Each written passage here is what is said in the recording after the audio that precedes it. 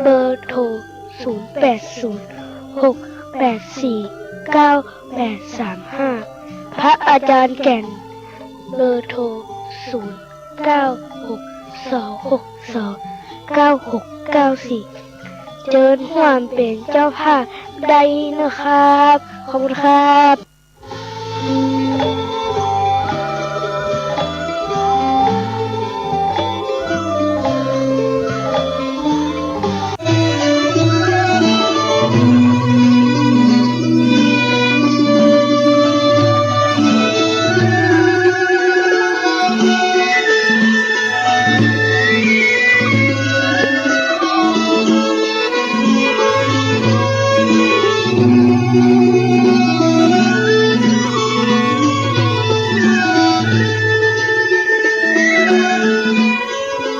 เชิญทุกท่านรับฟังรายการธรรมะสู่ใจกับพระอาจารย์แก่นวัดสังขยอมได้ณบัดนี้ครับ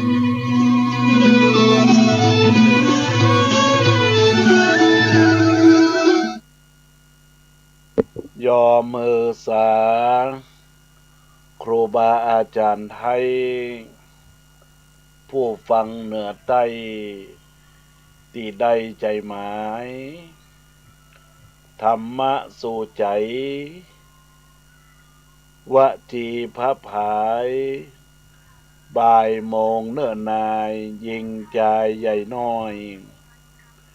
เพื่อสันติภาพนาประชาเป่งป้อยเสิร์ฟฮีดสารหอยเอาไว้ขึ้น104.50ยกมานั้นไซวัดฝ่ายหินได้มีมาพระครูปรัตนี้กิตติพงษ์หนาพระอาจารย์แก่นนาขอจะเล่าอ้างวัดสันขยอมเรืองรองสว่างศรัทธานำตางสืบใจเจิญฮับฟังนาจักจะเล่าไว้ผู้ฟังเหนือใต้นำมาฟังธรรมะนี้ตุปีอูจาขอเจิญศรัทธาฮับฟังกันได้ฮับฟังกันได้กราบนมัสการถวายความเคารพหลวงพ่อพระครูสมุวิชุวัฒน์วรกิจโจท่านเจ้าวาดวัดฝ่ายหินท่านผู้อำนวยการขึ้นวิทยุเพื่อการศึกษาพระพุทธศาสนาและวัฒนธรรม FM 104.50 วัดฝ่ายหิน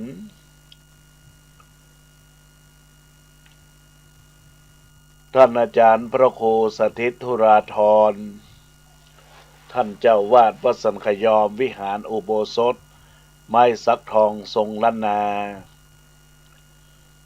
พระสงฆ์เถรานุเถระครูบาอาจารย์เจ้า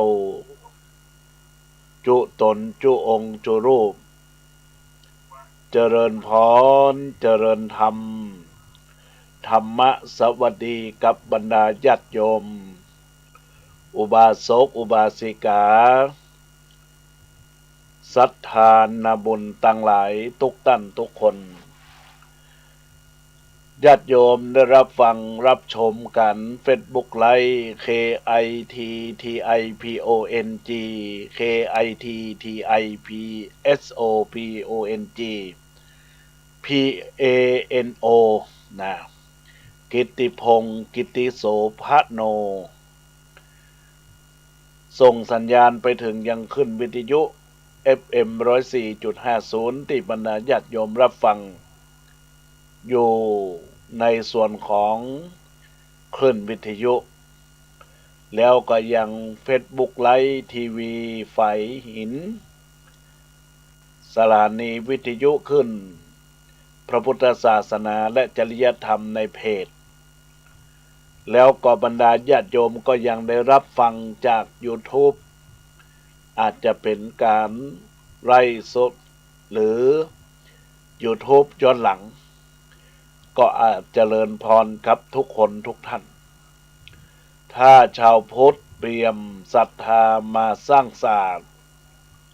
เสริมเพิ่มชาติจันลงธรรมนำวิถีสละทรัพย์ภายนอกที่ตนมี สร้างแต่ดีหนีอบายให้บุญทันไม่กอบโกยฉวยโอกาสขาดสติ ด้วยดำริแต่ทางชอบกอบสุขสันต์ทรัพย์ภายนอกมีไว้ไม่ได้นาน ก็ถึงการเวลามาภาคไป เสียสละให้เขาช่างเบาแท้ คิดเผื่อแผ่กุศลผลบุญใหญ่ คิดตวงตักหลักกิเลสเป็นเพศภัย ก็เอาไปได้แค่ชั่วและดีญาติโยมอุบาสกอุบาสิกาทายกทายิกาศรัทธาสาธุชนก็ต้องขอเจริญพรเจริญธรรมธรรมสวัสดีกับบรรดาญาติโยมสาธุชนในส่วนของการรับฟังขึ้นวิทยุ FM 104.50 ทุกท่านทุกคนแล้วก็ระบบ Facebook ไลฟ์กิตติพงศ์กิตติโสพโนที่ได้ฝากข้อความกล่องข้อความเข้ามาก็สักครู่หนึ่งหลังจากที่ได้แสดงพระธรรมเทศนาเป็นการบรรยายธรรมเสร็จเรียบร้อยก็ก้อยทักทายกันเวลาที่ญาติโยมกล่องข้อความเข้ามาอาตมาภาพก็จะมีการกดคำว่าห่วงใยการห่วงใยเป็นการแสดงออกในส่วนของการคิดถึงและห่วงใยในสิ่งที่ญาติโยมบางครั้งบางคราวอาจจะขาดสติพลั้งเผลอสติลืมสติไปและบางครั้งไม่ได้นำเอาหลักธรรมที่สั่งสอนที่เป็นหลักธรรมอันประเสริฐของพระพุทธเจ้าก็เป็นห่วงเป็นใยให้ญาติโยมได้มีสติคิดถึงเรื่องที่มันจะเกิดขึ้นกับตัวเราที่มันเกิดกับตัวเราทั้งชั่วทั้งดีก็ตามสิ่งเหล่านั้นเราจะต้องพยายามให้เกิดสติอันไหนรู้อันไหนรู้ดีอันไหนรู้ชั่วเราก็ต้องรู้ด้วยกันในโอกาสเวลาบ่ายโมงถึง2 โมงที่อาตมาภาพจะได้นำรายการพบปะกับบรรดาญาติโยมเป็นธรรมบรรณาการธรรมะคือธรรมชาติบรรณาการก็คือบรรยายธรรมให้ญาติโยมได้เรียนรู้ประพฤติปฏิบัติพัฒนาจิตพัฒนาใจอันจะเกิดผลไปสู่ความสุขความเจริญในหน้าที่กิจการงานทุกสิ่งทุกอย่างในวาระโอกาสในโอกาสเวลาวันพฤหัสบดีเวลาบ่ายโมงถึง2 โมงแล้วก็บางครั้งอาจจะได้ทดแทนรายการของพระเจ้าประสงค์บางท่านบางรูปก็จะได้แจ้งคือบรรดาญาติโยมอย่างวันนี้วันพฤหัสและวันศุกร์เวลา5 โมงถึง6 โมงเป็นเวลาของท่านเจ้าพระครูไพศาลสุตากรเจ้าวาดวัดต้งปะเก็ตอำเภอสันทรายจังหวัดเชียงใหม่ซึ่งในขณะนี้เปิ้นกำลังพักฟื้นอยู่ที่โรงพยาบาลมหาราชนครเชียงใหม่อำเภอเมืองจังหวัดเชียงใหม่ในโอกาสนี้ก็โทรศัพท์มาเอ่ยกับอาตมาภาพว่าขอจัดรายการแตนกำเนิดในช่วงวันพุธเวลา11 โมงถึง10 โมงถึง11 โมงแล้วก็วันพฤหัส5 โมงถึง6 โมงและวันศุกร์ก็เวลาเดียวกันอาตมาภาพก็รับคำจากท่านซึ่งท่านกำลังอาพาธ พักฟื้นร่างกายอาจจะประมาณ2 อาทิตย์หรือ3 อาทิตย์ตามที่หมอควบคุมดูแลคอยดูแลเอาอกเอาใจฝักพื้นคนไข้เอาใจญาติโยมที่บรรดาญาติโยมสาธุชนและท่านทั้งหลายได้รับฟังธรรมะของท่านเอาท่านทั้งหลายก็มีอาตมาภาพอาจจะมาทดแทนในเวลา5 โมงถึง 6 โมงแต่เมื่อบรรดาญาติโยมสาธุชนพุทธบริษัททั้งหลายรายการทุกรายการนั้นถือว่าเป็นมีสิ่งสำคัญครับตัวเราเพราะทุกท่านถือเป็นนักปราชญ์ราชเมธีคำว่านักปราชญ์ราชเมธีนั้นก็คือผู้ที่รู้ผู้ที่แนะผู้ที่นำสาธิตได้เรียนรู้ได้ด้วยการปฏิบัติจริงก็ถือว่าเป็นบัณฑิตนะญาติโยมทั้งหลายดังนั้นเมื่อบรรดาญาติโยมอุบาสกอุบาสิกาทายกทายิกาได้น้อมรับฟังรายการทุกรายการก็ถือว่าเป็นบัณฑิตนักปราชญ์ที่นำสิ่งดีๆมาพบปะมาพูดคุย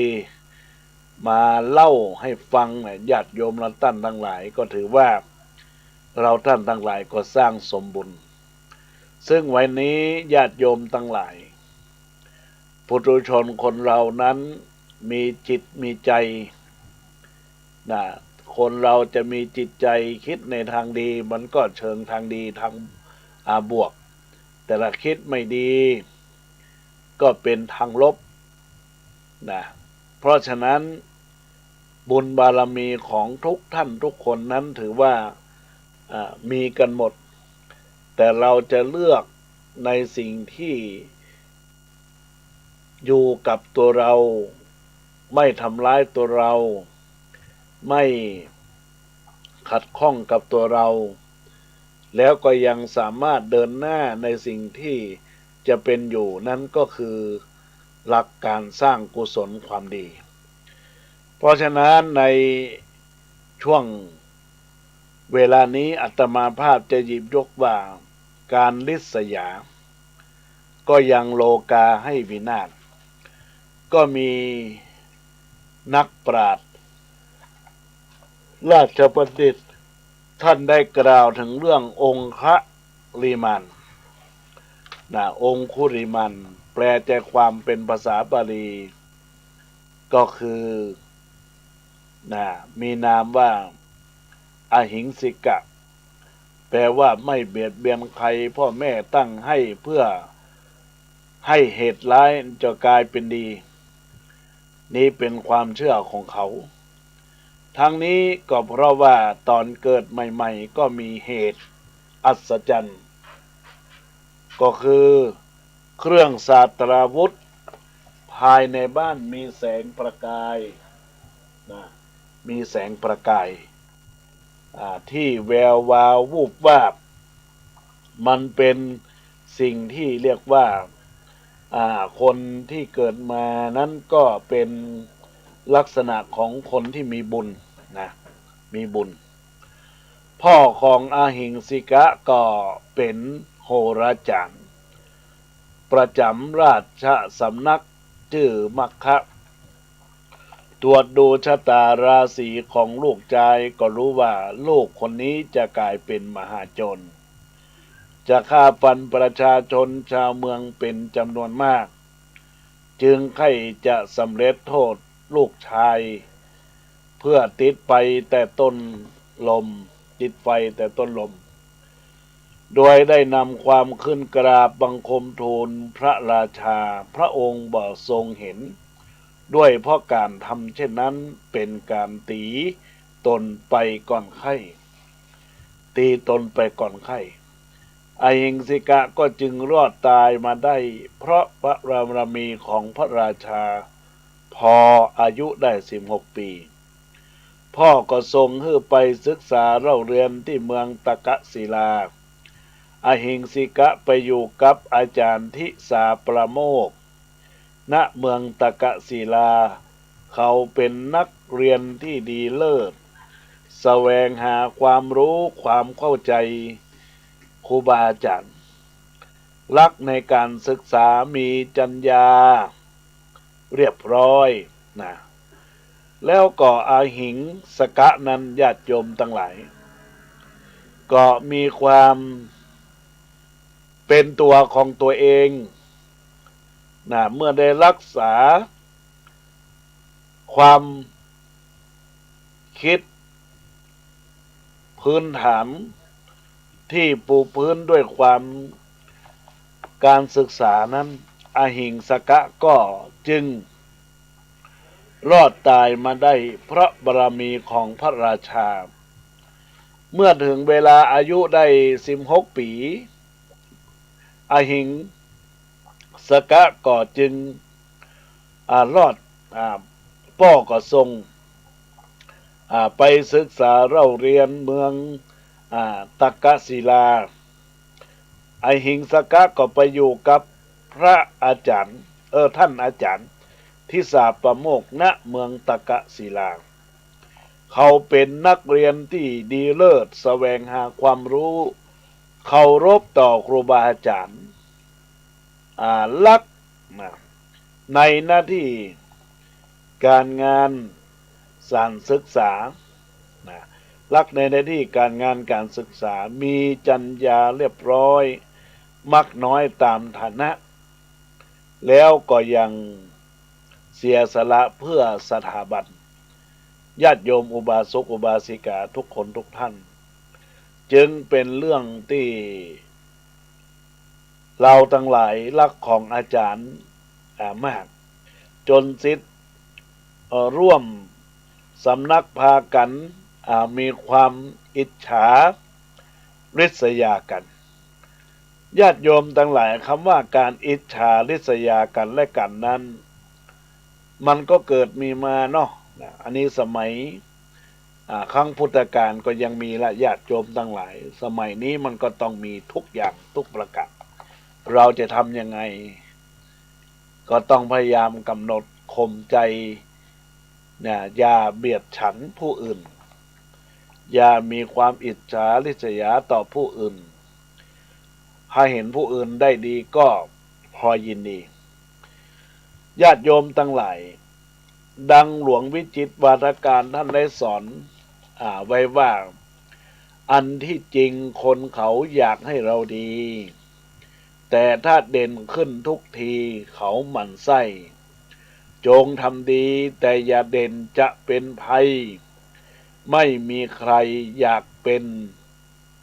ไม่มีใครอยากเห็นเราเด่นเกินเนี่ยญาติโยมทั้งหลายก็เป็นข้อคิดคติเตือนใจเกี่ยวกับการว่าเราจะทำดีต้องเป็นการทำดีอย่าไปเด่นเกินไปเขามักจะหมั่นไส้หมั่นไส้ไปแล้วจงทำดีอย่าให้เด่นมันจะเกิดภัยกับตัวเราไม่มีใครที่อยากเห็นเราเด่นกว่าเขาในญาติโยมทั้งหลายแต่เด่นอย่างมีเหตุผลเด่นอย่างมีวิจารณญาณบรรดาลูกศิษย์ที่ได้แบ่งพวกพ้องกันและกันญาติโยมทั้งหลายก็แบ่งพวกอยู่3 พวกด้วยกันในพวกที่1นั้นก็คือเข้าไปยุ่งยุ่งยงอาจารย์ใส่ร้ายป้ายสีอหิงสกะแต่อาจารย์บ่เชื่อต่อมาพวกที่2เขาเข้าไปอยู่ตำรับตำราลั่วอีกคราวนี้อาจารย์ก็เชื่อครึ่งบ่เชื่อครึ่งสุดท้ายพวกที่3เข้าไปป้ายสีเพื่ออหิงสกะเสียคนใดคราวนี้อาจารย์เชื่อสนิทนี่แหละท่านจึงกล่าวว่าอันเสาหินเปิด8 ศอกตอกเป็นหลักไม่มาผลักบ่อยเข้าเสายังไหวอาจารย์จึงวางแผนญาติโยมเพื่อจำกัด อหิงสกะโดยลวงว่าจะถ่ายทอดวิชาวิษณุมนต์หึงวิชานี้ยังบอกเคยสอนไขวิชานี้เป็นวิชาพิเศษต้องอาศัยนิ้วมือมนุษย์จำนวน1,000 นิ้วมาเป็นเครื่องประกอบจึงจะเห็นได้อหิงสกะก็เชื่อสนิทนี่แหละเพราะสิ้นคนนะจะพลิกพริ้วชิวหาเป็นอาวุธสังหารบุตรเจ้าลังกาให้อาสันนี่และญาติโยมทั้งหลายมันจะฆ่าแล้วฆ่าแหมฆ่าแล้วฆ่าแหมเพื่อที่จะเอานิ้วมือ1,000 นิ้วมารวมกันพันคอเจ้าอาหิงสกะในญาติโยมและท่านทั้งหลายตั้งแต่นั้นมาอาหิงสกะก็เป็นผู้ที่น่าสงสารก็ลงมือฆ่าแล้วก็ตัดเอานิ้วมือมาร้อยเป็นพวงมาลัยสวมคอ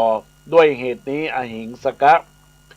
จึงได้ชื่อว่าองคุริมานแปลว่าผู้มีพวงมาลัยคือนิ้วมือนะพวงมาลัยคือนิ้วมือนะญาติโยมทั้งหลายการออกล่าและฆ่าเอา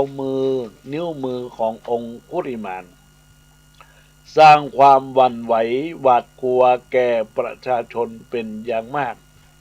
เมื่อพระเจ้าประเสนทิโกศลทรงทราบจึงรับสั่งให้เจ้าหน้าที่ของรัฐไปปราบปรามทั้งจับเป็นและก็จับตายนายภัคคะผู้เป็นพ่อและนางมันตานีผู้เป็นแม่ของจอมโจรองคุริมานเมื่อทราบข่าวว่าลูกชายถูกสั่งจับตายก็อกสั่นขวัญแขวนโดยเฉพาะแม่กินบ่ได้นอนก็บ่หลับรีบออกตามหาลูกชายทันทีนี่แหละหัวอกแม่จะดีจะชั่วก็ลูกจะผิดจะถูกก็เลือดรักอะไรหรือจะแท้เท่ารักแม่ผูกสมัครสายเลือดมิเหมือนเหตุหายรักอื่นยังประจักษ์ว่ารักใครจืดจางง่ายไม่จีรังดังมันนารักอะไรหรือจะแท้เท่ารักแม่ผูกสมัครสายเลือดมิเหือดหายรักอื่นยังประจักษ์ว่ารักใครจืดจางง่ายไม่จีรังดังมันดานางบันตานีเดินไปร้องให้ไปด้วยความเก่งว่าลูกจะมาถูกฆ่าเก่งว่าลูกจะถูกฆ่าตัวเองเมื่อพระองค์ทรงตรวจดูสัตว์โลกด้วยข่ายคือพระยามก็ทรงทราบว่าถ้าบ่เสด็จไปโปรดโจรองคุริมานจะต้องฆ่าแม่และหากเสด็จไปจอมโจรก็จะกลับใจและกลายเป็นพระอรหันต์ทันทีนี่แหละญาติโยมสาธุชนทั้งหลายเป็นต้นเหตุที่เป็นที่สิ่งที่ว่าคนเรานั้นมันกลับใจกลับใจกลับตัวมันก็จะเกิดผลความดีความงามที่มันเกิดขึ้นในตัวตนเพราะฉะนั้นแล้วบรรดาญาติโยมอุบาสกอุบาสิกาทายกทายิกาศรัทธานาบุญท่านทั้งหลายทุกท่านทุกคนดังนั้นเมื่อพระพุทธองค์ท่านทรงเสด็จไปจอมขุนโจรก็ดีใจเพราะจะได้นิ้วมือครบ1,000 นิ้วพอดีโจรองคุริมานควงดาบวิ่งไล่ตามพระพุทธเจ้าแต่ตามบ่ทันก็จึงตะโกนเรียกว่าพระหยุดก่อนพระหยุดก่อนพระหยุดก่อนพระพุทธเจ้าก็ทรงตรัสว่าเราน่ะหยุดแล้วแต่เธอสิไม่หยุดท่านยังไม่หยุดเธอยังไม่หยุดองคุลิมานก็ท่านพูดเท็จเพราะเดินอยู่แท้ๆบอกว่าหยุดได้อย่างไรพระองค์ก็ ได้กล่าวว่าเราหยุดนั้นคือหยุดจากการทำชั่วส่วนเธอยังบ่หยุดเพราะยังฆ่ายังทำบาปซึ่งกันและกันโจรองคุลิมานได้สติทันทีทิ้งดาบวิ่งเข้าไปก้มกราบพระพุทธเจ้าเบื้องพระยุคลบาทพระบรมศาสดาแล้วปฏิญาณจะเลิกเป็นโจรพระพุทธองค์ก็ประทานอุปสมบทเธอและได้เป็นพระองค์ในที่สุดเรื่องนี้มีคติสอนใจมากมายโดยเฉพาะแรงริษยาจะเห็นว่าเป็นเพลิงเป็นไฟเป็นเพลิงริษยาเป็นที่มาของความชั่วสารพัดอรติโลกนาสิตากาความริษยายังโลกาให้พินาศพอขอพวกเราจงช่วยกันดับเพลิงริษยากันเถิดโลกพินาศเพราะความริษยาโลกโศกาเพราะมุทิตาขำจูอุดหนุนซึ่งกันและกันอันนี้ก็ขอเจริญพรญาติโยมสาธุชนได้พิจารณาในสิ่งที่เกิดขึ้นเรื่องราวที่เกิดขึ้นในเรื่องของอหิงสกะผู้ที่ได้รับการปลูกฝังจากอาจารย์ว่าหากว่าอยากเป็นคนฆ่านักฆ่าแล้วก็เอานิ้วมือมาบูชายันนะก็เรียนรู้โดยการฆ่าข่มคนกำจัดปัดเป่าคนขึ้นตายแล้วก็แลกเอานิ้วนะเอานิ้วมือนิ้วเดียวแล้วก็มาร้อยพวงมาลัยเมื่อร้อยพวงมาลัยแล้วญาติโยมทั้งหลายมันก็เกิดสิ่งที่ว่าอีกคนสุดท้ายที่จะฆ่าก็คือพระพุทธเจ้าแต่พระพุทธองค์ใช้หลัก active learning active learning ยังไงนะญาติโยมทั้งหลายก็คือหลักคิดก่อนที่ทำสาธิตให้ดูเรียนรู้ด้วยการปฏิบัติจริงว่าขณะนี้ตัวอหิงสกะฆ่าคนนับไม่ถ้วนแล้วจะฆ่าพ่อจะฆ่าแม่ของตัวเองและจะฆ่าซึ่งพระพุทธเจ้าแต่แล้วความเป็น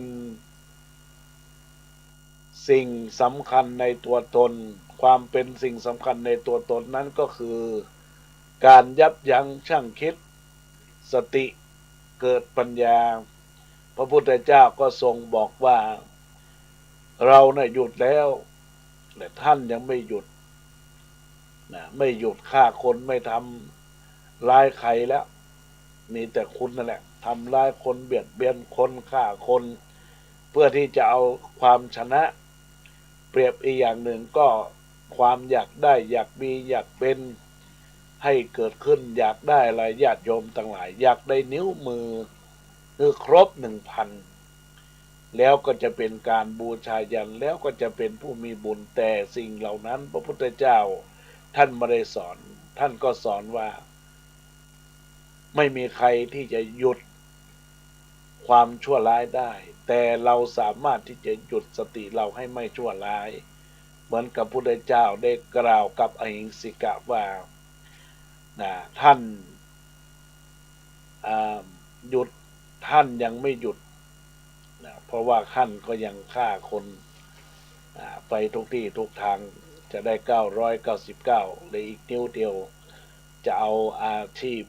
จะเอาชีวิตของพระพุทธเจ้าแต่พระพุทธเจ้าก็ทรงสอนให้กับอหิงสกะก็ได้ความตื่นฟื้นขึ้นมาจึงเป็นข้อคิดคติเตือนใจกับทุกคนทุกคนว่าเมื่อเราผิดพลาดพลั้งเผลอในสิ่งใด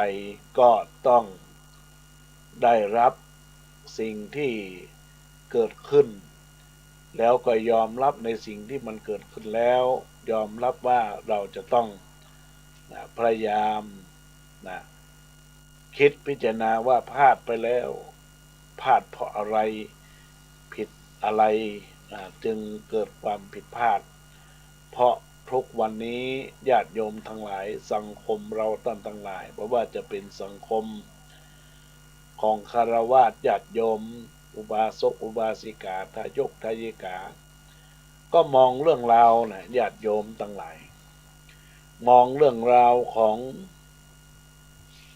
โลกนี้เกี่ยวข้องกับพระพุทธศาสนามองว่าพระเดี๋ยวนี้มีแต่เรื่องแต่ราวแต่เราลองคิดดูดีว่าในลักษณะของการทำหน้าที่ของพระสงฆ์ก็บนกระทำหน้าที่อย่างเต็มที่แต่แล้วก็ยังมีคำนินทาชุบชิบว่าพระเจ้าประสงค์ไม่ได้อยู่ในขอบเขตพันธสีมาเตียวเตะไปตอนกลางคืนหนีออกเที่ยวบ้างแปลงชุดบ้างร่างกายเป็นพระกายเป็นพระแต่ว่าใส่เสื้อผ้าเป็นฆราวาสก็ออกเที่ยวเตะเที่ยวไปเที่ยวมามันเกิดผลที่เกิดขึ้นว่าสิ่งเหล่านั้นเมื่อได้ทำผิดพลาดไปแล้วมันก็ไม่หวนกลับคืนสิ่งเหล่านั้นมาแต่สิ่งที่เราจะอยู่ณปัจจุบันก็คือตั้งสติ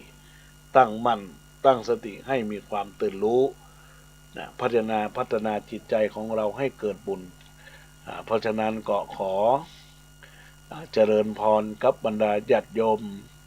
อุบาสกอุบาสิกาทายกทายิกาศรัทธานาบุญต้านทั้งหลายที่ได้ตั้งอกตั้งใจฟังอหิงสกะหลังจากที่ได้ฆ่าคนแล้วพระพุทธเจ้าทรงตัดแบบ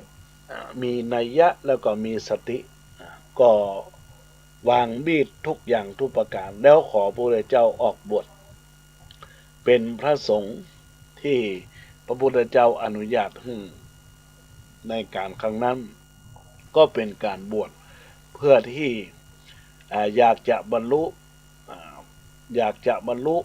มรรคผลนิพพาน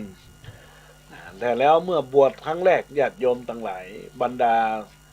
อุบาสกอุบาสิกาก็ต่างกันแกล้งโยนหินโยนอะไรอย่างต่างๆกับตนตัวของ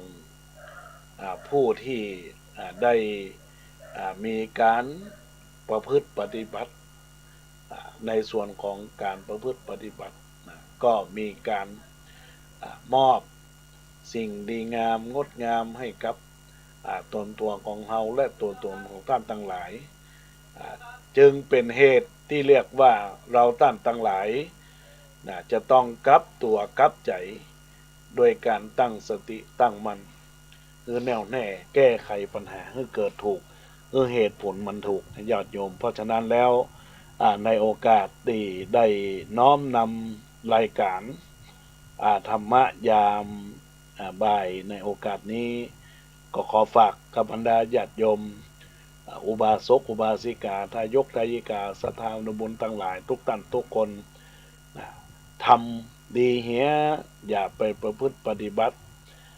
สิ่งที่บดีบางงามอย่าไปทำพยายามหมั่นทำความดีละเว้นความชั่วทำจิตใจให้มันเกิดความบริสุทธิ์เมื่อเขาได้ฟื้นสติเข้ามาก็เป็นส่วนหนึ่งที่ทำให้เกิดเรียกว่าทำให้เกิดสภาวะให้เขาได้มีวิธีทางที่จะพัฒนาตัวเองให้เรียนรู้ได้ญาติโยมและท่านทั้งหลายดังนั้นแล้วก็ขอเจริญพรญาติโยมสาธุชนพุทธบริษัททุกท่านทุกคนที่ได้น้อมรับฟังรายการอยู่ในขณะนี้ช่วงสุดท้ายนี้ก็จะเป็นช่วงอู้เอ๋ยทักทายกันและกันญาติโยมและท่านทั้งหลายก็ขอให้ญาติโยมสาธุชนที่อยู่ทางบ้านทางฟองรับฟังอยู่ในขณะนี้ก็ขอจงเป็นบุญกุศลให้เราติดตัวเราไปก็คือการกับอกกับใจอย่าไปคิด ร้ายหรือว่าคิดอิจฉาริษยาผู้อื่นโดยบ่ทุกข์บ่ควรก็ต้องพยายามนี่ก็ขอฝากกับบรรดาญาติโยมสาธุชนพุทธบริษัททั้งหลายในวันพรุ่งนี้ก็จะได้ประกาศข่าวสารกับบรรดาญาติโยมอุบาสกอุบาสิกานักศีลนักบุญวันพรุ่งนี้ทางวัดวังคุมเงินตำบลแม่แฝกเขต2อำเภอสันทรายจังหวัดเชียงใหม่ก็จะได้มีการทำบุญปล่อยหลวงเสนาสนะแล้วก็สร้างบุญร่วมกันก็เจริญพรญาติโยมในเวลา9 โมงเป็นต้นไปอาตมาภาพก็จะได้ไปร่วมพิธีในวันพรุ่งนี้ที่วัดวังขุนงนตำบลป่าไผ่ตำบลแม่แฝกเขต2อำเภอสันทรายจังหวัดเชียงใหม่เนอก็เจริญพรมาณโอกาสบัดนี้แล้วก็จะไปเลิมเนอญาติโยมทั้งหลายทางใดที่ทางวัดวังขุมเงินเปิ้นก็จะได้ฉลองสมโภชปล่อยหลวงเนาะก็เจอกันที่ฮันเนอร์คุณโยมนะน้องงดไฟก่อวันพรุ่งนี้ก็เจอกันที่ฮันเนอร์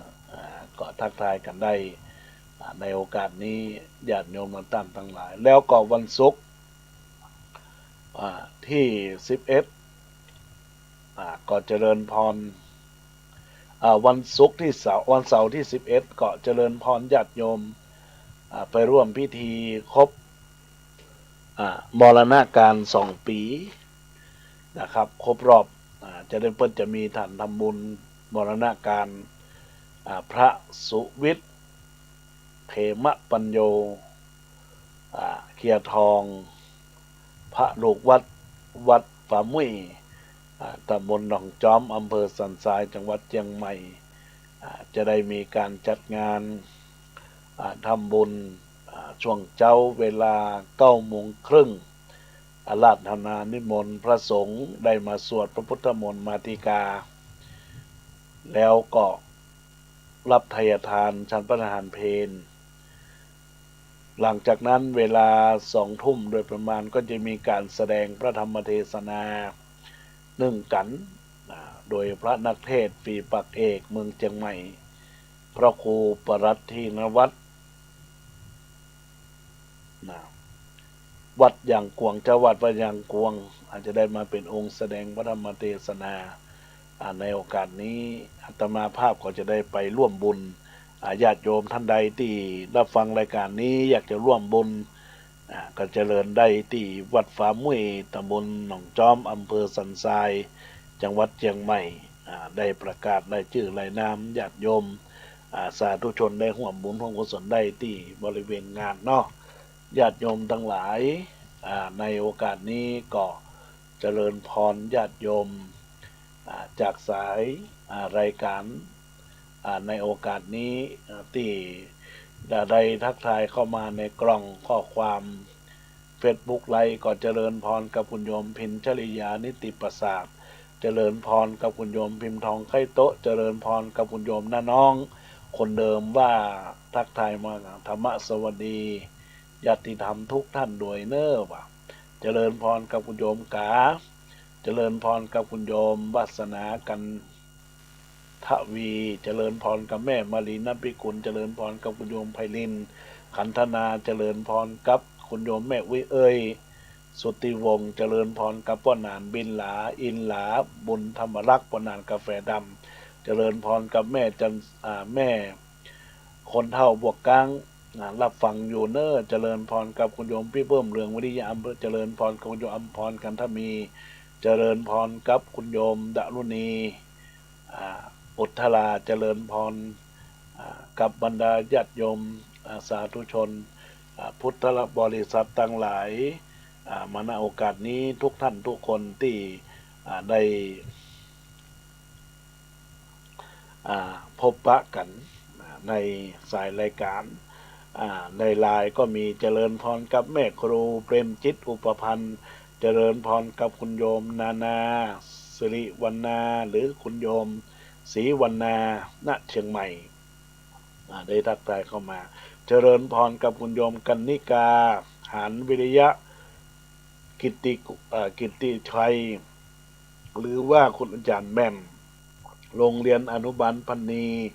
อำเภอเมืองจังหวัดเชียงใหม่อยู่ติดกับวัดชัยพระเกียรติเป็นโรงเรียนอนุบาลคุณธรรมพัฒนาจิตพัฒนาใจเนอในโอกาสที่ได้สั่งเสริมสั่งสอนเด็กๆละอ่อนวัยน้อยๆตั้งแต่สถานรับเลี้ยงเด็กก็ดีอนุบาล1 2 3ก็ดีญาติโยมท่านใดที่มีลูกหลานในวันนี้ก็สามารถฝาก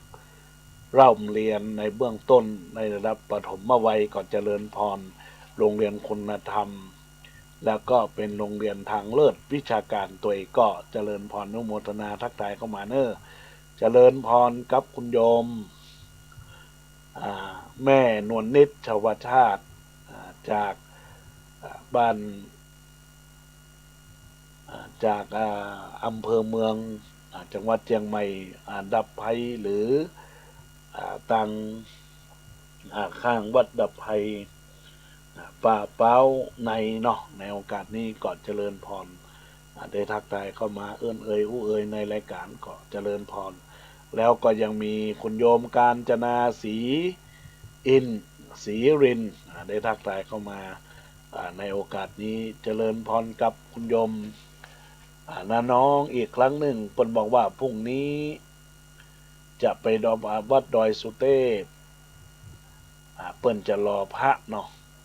ยกยอดชัดก็อนุโมทนาเนอกับคุณโยมน้าน้องโยมคงจะไปตอนเย็นวัดบางคนมีญาติที่ทำหลายหลังอยู่เจ้าอนุโมทนาขอบคุณเนอกับคุณโยมน้าน้องที่ทักทายเข้ามาบอกกล่าวเขาก็ปะกันโอกาสที่วัดวังคุมเงินวัดหัวมุงกันละกันเนอะจะได้ดำเนินการไปดำเนินการช่วยงานในวันที่28มีนาคมพุทธศักราช2566เนาะในโอกาสนี้ในงานพระราชทานเพลิงศพวันที่28กุมภาพันธ์เนาะก็ปล่อยพบปะเจอกันเนอะในโอกาสนี้ก็เจริญพรตอนนี้ก็ญาติโยมอยู่ตังใดมีเวลาประมาณ12 นาทีใครท่านใดอยากจะโทรศัพท์เข้ามาเอ่ยกันก็เจริญพรที่เบอร์โทรศัพท์0962962694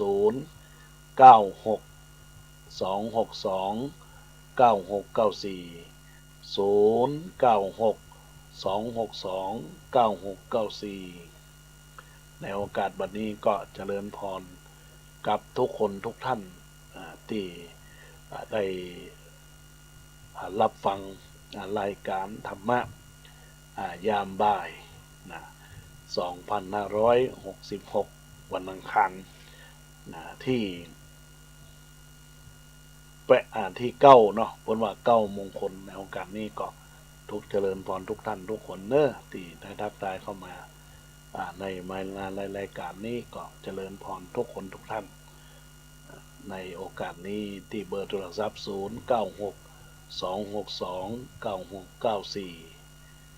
ได้ทักทายเข้ามาในสายรายการท่านใดรับฟังจากคลื่นวิทยุคือจะได้ตายใจถูกจะร่วม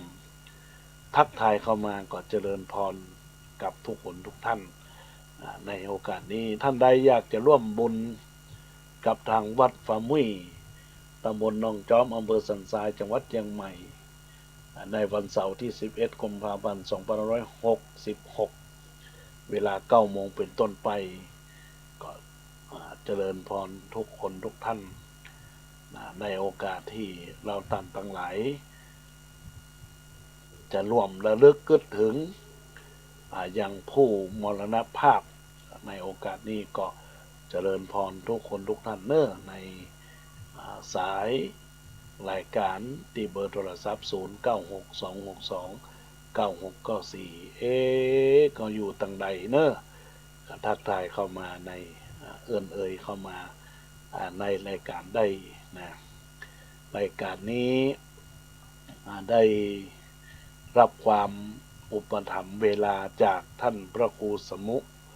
วิชวัตรวรกิจโจท่านผู้อำนวยการขึ้นวิทยุเพื่อการศึกษาพระพุทธศาสนาในโอกาสนี้ก็เจริญพรคุณโยมน้องบอกว่าบ่ใจวัดดอยสุเทพเป็นวัดป่าเนาะเป็นวัดป่าก็ยินดีกับคุณโยมเนอที่เป็นสายบุญสร้างสมบารมีบุญเข้าไปเจริญพรกับคุณโยมพัชรินแซ่เตียในโอกาสนี้เวลาบ่าย3 โมงถึง4 โมงเอาก็พบปะกันในขึ้นวิทยุ FM 96ได้อยู่นะญาติโยมทั้งหลายวันนี้ก็คงจะเป็นธรรมบรรณาการอีกครั้งคราวหนึ่งส่วนจักรพรรดิยาจกจะเทศในวันพรุ่งนี้เป็นผูกสุดท้ายแล้วเนอะญาติโยมทั้งหลาย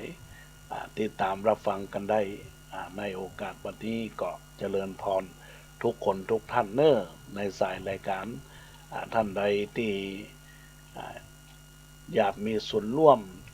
อยากจะโทรศัพท์เข้ามาทักทายเข้ามาในรายการก็เจริญพรทุกคนทุกท่านในช่วงนี้การวัดกันว่าอารามแต่ละวัดก็มี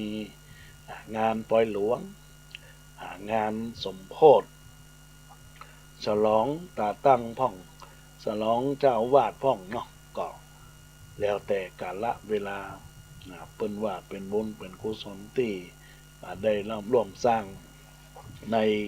ลักษณะของความดีงามที่เกี่ยวข้องว่าสารธรรมคำสั่งสอนของพระองค์พระชินวรสัมมาสัมพุทธเจ้าฟังทุกวันนั้นเล่ายิ่งเข้าใจในธรรมธรรมะคือธรรมชาตินั้นเป็นกฎแห่งกรรมผู้ใดกระทำผู้นั้นย่อมได้ผู้นั้นย่อมได้ปาปะกรรมตวยตามตอบไซทุกเมื่อคืนและวันหลีกหนีบ่พ้นคนที่ทำกรรมสิ่งใดกระทำสิ่งนั้นย่อมได้ดังเงาตามตัวหายดีย่อมได้ทำจะได้ย่อมได้สิ่งนั้นปาปะกรรมคนเฮาหลีกหลายลีบหลายลืบหลายจันสวรรค์เวียนว่ายลงทันเพราะฉะนั้นทำดีถูกท่วนร่วมกันบุญกินบุญทานสืบสานปกป้องสิ่งดีทำสิ่งที่ดีงามดุจเฮากางจ้องเสมือนเป็นล่มเย็นเปิ้งปะปราศจากความกังวลเป็นเงาเปิ้งปะมีแต่เรื่องอันเย็นมนุษย์ลุ่มไฟป้นยากแสนเข็นเพราะความล่มเย็นแต่ละคนได้สร้างแต่ละคนได้สร้างเนอะอันนี้ก็ฝากเป็นข้อคิดคติเตือนใจกับบรรดาญาติโยมอุบาสกอุบาสิกาที่ได้รับฟังรายการธรรมะยามบ่ายโมงถึง2 โมงแล้วเราก็พบปะกันในคืน96เวลา3 โมงถึง4 โมงของวันนี้พฤหัสบดีและวันพรุ่งนี้วันศุกร์เวลาบ่าย3 โมงถึง4 โมงตอนนี้มีสายเข้ามาเนอะเจริญพรแม่บุญบ้านปลานมาตรการเจ้าห้องแม่200ถ้ามาปลานแม่ใส่ซองแม่ไปบ่ได้เนอะไปไหนไม่ไปไหนเจ้าไปหอมที่สักยอมแม่ไปบ่ได้ทุกวันอาจารย์จะมีงานอย่างอันปัจจัยอันที่งานนี้คือประกาศงานวัดเปิ้นเนี่ยว่าวัดเปิ้นปัจจัยหางานอาจารย์จ้าปัจจัยเตี้ยอันมีวันเสาร์ที่11 กุมภาพันธ์นี่งานของเปิ้นพุ่นเนี่ยวัดฟ้ามุยแล้วก็วัดบางคนนู้นใช่เตี้ยเหรอถ้าแม่มาไม่จะรวบมูลโดยเนอะอันเอาไว้อันนี่แหละมีงานอยู่เนาะจะอนุโมทนาขอบคุณวันที่6 มีนาแน่นอนมาท้องกัวเจอกันแน่นอนเจ้าเสียงจริงมันพระอาจารย์เนอะเสียงจริงตัวจริงเนาะเจ้าอนุโมทนาเนอะ จ้าเจริญพรเจริญพรฟังจากวิทยุกะ ฟังแม่ไปไกลฝ่าบ้านไมกี้มาเปิดฟังเนี่ยที่ฝ่ายหินเนี่ยจ้ะ อ๋ออันกะแล้วก็เดี๋ยวก็บ่ายสามก็ฟังกันเนอะต่อเนอะ จ้าฝ่าย3เนี่ยกับฟังก็6หรอ เจ้า6ต่อเนอะจ้าอนุโมทนา แม่ เน กิน อะ ข้าวอยู่บ้านลูกมีเวลาเจ้า จ้ายินดีเนอะอนุโมทนาขอบคุณแม่บุญเนอะ เจ้า เจริญพรยินดีจ้า เจ้า ขออนุโมทนาขอบคุณกับแม่บุญบ้านปาลานที่ได้ทักทายเข้ามาอวนเอ่ยเข้ามาในรายการในโอกาสนี้ก็เจริญพรท่านในสายรายการโดยซึ่งในโอกาสวันนี้ที่บุญที่ได้ประกาศนั้นเป็นบุญของทางวัดฟาร์มมุ้ยตำบลหนองจอมอำเภอสันทรายจังหวัดเชียงใหม่เปิ้นจะมีงานทำบุญครบ2 ปีมรณการของตั้นเจ้าพระสุวิทย์เขมปัญโยเขือทองในวันเสาร์ที่11เดือนกุมภาพันธ์2566เวลา9 โมงเป็นต้นไปแล้วก็จะมีภาคกลางคืนรับฟังปฐมเทศนา1 กัน โดยพระครูประรัตน์พระครูประรัตน์นิชวัฒน์ในโอกาสนี้ก็ว่าเจ้าวาดวัดยางกวงได้มาแสดงพระธรรมเทศนาธีรณวัฒน์เนาะได้มาเป็นองค์แสดงพระธรรมเทศนาหรือว่าตุฟุกยางกวงพระอาจารย์ฟุกซึ่งเป็นนักจัดรายการธรรมะ96ตัวเองญาติโยมก็สามารถเข้าไปทำบุญไปฟังเทศได้เนอะเพราะว่าจะเป็นเจ้าภาพปัจจัยเครื่องไตรตาลชุดละ 2,000 บาทแล้วก็ยังมีในการเป็นเจ้าภาพผ้าไตรหลัวไว้ก่อนเจริญพรตามเจตนาที่วัดฟามุยตำบลหนองจอมอำเภอสันทรายจังหวัดเชียงใหม่ฝากประกาศโดยท่านพระครูอดุลวรปัญญาเจ้าวัดวัดฟามุยมาณโอกาสนี้ตัวเนอร์ก็ขอเจริญพรประกาศในโอกาสนี้ก็ญาติโยมสาธุชนพุทธบริษัททั้งหลายทุกท่านทุกคนที่รับฟังรายการธรรมะยามบ่ายตอนนี้ก็ใกล้จะหมดเวลาแล้วอาตมาภาพก็คงจะในโอกาสนี้จะได้ทักทายลารายการเป็นท่านสุดท้ายที่ทักบายใหม่มีท่านเจ้าพระสมุกิจนิธิทัศน์กิตติโสภณเมธีเจ้าวัดวัดสปุงน้อยได้ทักทายเข้ามาว่าสาธุยอดยิ้มอิ่มใจยอดยิ้มอิ่มบุญอิ่มใจทักทายเข้ามาในโอกาสนี้ตัวในโอกาสนี้ก็นมัสการท่านเจ้าตัวเนอเปิ้นจัดรายการวันเสาร์อาทิตย์ปุ่นอันนี้เฮาจัดวันพฤหัสท่านจะจัดวันเสาร์อาทิตย์เปิ้นดวนใหม่ระหว่างตุเจ้าวัดม่วงน้อยตัววัด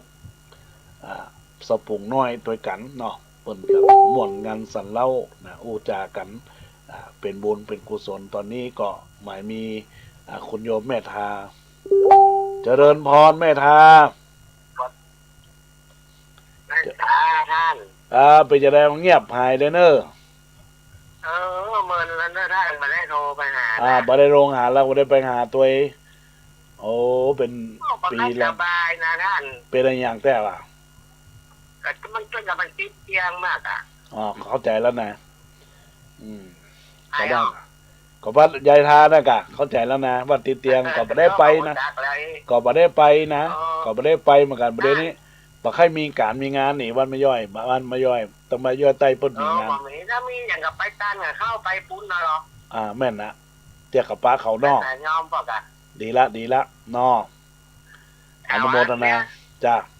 พอสุมาภัยเนอะที่สร้างพระนั้นไปได้ไปเอานะช่วงนั้นเข้าโรงพยาบาลมันเป็นยังมีอยู่แล้วแม่มีอยู่เรียนแล้วมันได้ไปเอาแล้วมันมีภัยไปเอาแม่นเป็นยังเข้าโรงพยาบาลพอดี